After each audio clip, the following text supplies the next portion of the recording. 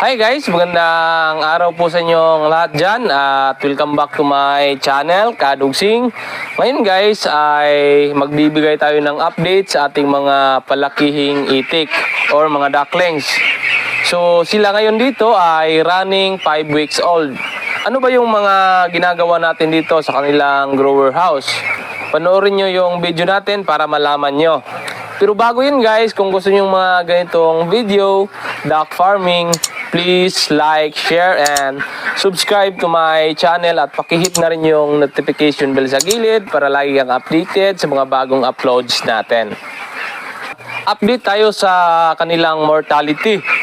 So, zero mortality pa din tayo ngayon mula nung nilabas natin sila mula sa kanilang brooder. So, doon sa kanilang brooder ay meron lang tayong mortality na 8 pieces. Kasama na doon yung lalaki. Para maiwasan natin na laging may nalalaga sa ating mga ducklings, panoorin nyo ang video na to dahil i-explain natin para maiwasan natin yung mortality at maganda yung paglaki ng ating ducklings dahil ang pinakasusi po talaga sa pagda-duck farming, sa layer farming ay maganda yung paglaki ng ating mga itik mula sa grower stage pa lang sila. So, ayan. Kaya kung makikita nyo, meron tayong nilagay na partition dyan sa gitna. At malalaman nyo mamaya kung ano yung purpose, kung ano yung magandang benepisyo. Ang ducklings lang naman talaga guys ay makakain lang sila ng sapat sa isang araw ay talagang mabubuhay yan kahit na lumpo yan. Basta makakain sila at makainom ng tubig ay talagang mabubuhay at mabubuhay yan. Pwera na lang kung mayroong mga predator na papasok sa kanilang kulungan. Ayan, magandang tanghali po sa inyong lahat dyan. At nandito na po yung ating mga ducklings na 14 days old mula nung pagdating dito. Ayan. So, tapos na po natin silang binigyan ng feeds. Ang oras natin ngayon ay nasa mga 12:30. At nagbibigay tayo ng feeds kanina mga 10:30. Ayan, at pa-relax na sila ngayon dito. Yung itik poteros hindi talaga mailap. Ayan. So, ganito lang.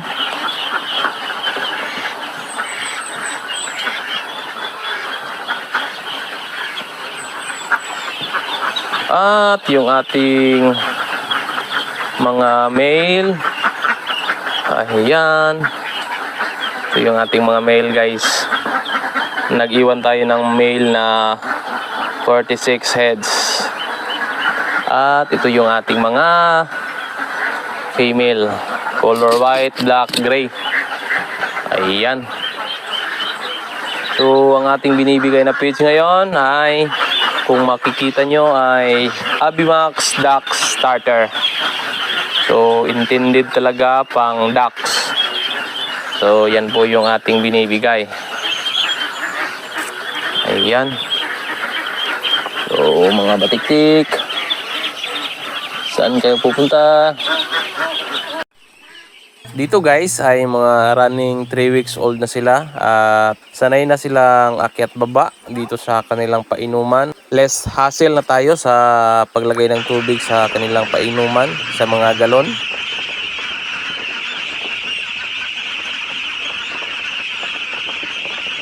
Ganito sila ka-crowded tuwing kainan. So, dapat masolusyonan po natin yung mga ganitong sitwasyon. Kasi nga, mayroong epekto sa kanila.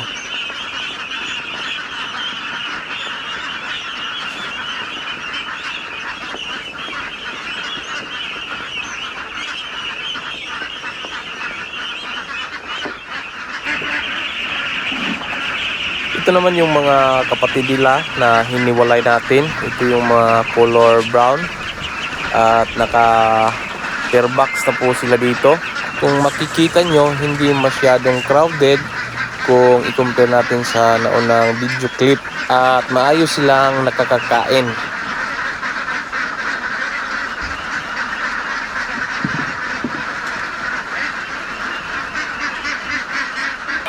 So, ayan po, pawis na pawis po tayo. Galing lang po tayo naglagay ng partition. So, dinivide to na po natin yung buong kulungan. So, hinihiwalay natin yung mga medyo lamang yung paglaki. Hinihiwalay natin yung mga malalaki. Ayan. So, ito na po sila. Bakit po natin hinihiwalay yung malalaki? Ano ba ang magandang epekto sa ating mga palakihing itik? Unang-una ay hindi kawawa yung medyo maliliit. Kasi nga sa oras ng kainan ay mas lugi sila sa pwestuhan tuwing kainan. So, kung makikita nyo, mapapansin nyo sa video na to ay talagang unang lagay sa feeds ay talagang siksikan sila. So, malaki yung volume ng stampede. Meron ding epekto sa kanila kapag ganito yung sitwasyon nila tuwing magpapakain tayo. Talagang siksikan talaga ng marami. I-compare natin sa naka 100 per box ay ito po yung resulta. Ayan, yan po yung resulta kapag naka 100 per box. Pero sa ngayon ay dinivide to lang muna natin sila. So, siguro mga 1.5 or 2 months ay itong kalahati ay i-divide to pa natin to para magiging 4 na box. At i-segregate din natin or ihiwalay din natin yung mga iba't ibang sizes ng ating mga palakihing itik. Para yung mga medyo malalaki ay bawasan natin ng konti ng feeds at yung medyo maliliit ay yun yung ating dagdagan ng feeds. So, napakahalaga po sa ating mga palakihing itik na medyo hindi magkalagyo yung agwat ng kanilang paglaki para walang bansot at walang advance na maglaying. Masasabi nating advance maglaying yun yung mga mangingitlog sa mga 3 months, 3.5 months. So ayan, so sila po yung mga itik na yan ay sila po yung matatakaw, sila yung talagang hindi lugi tuwing kainan. So, ang ginawa natin para maiwasan natin na ganyan ay naglagay tayo ng mga partition at nasa mga 100 or mga 70 heads per box. So, at kapag maglaying na sila ay talagang kung magsisimula ng mangitlog ay talagang tuloy-tuloy na yan.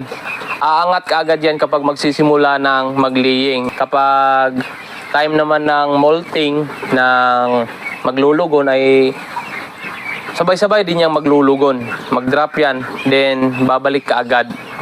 So, yan po yung mga magagandang benefits kapag yung itik natin ay hindi magkalagyo yung agwat ng paglaki. Walang maliit, walang sobrang laki. So,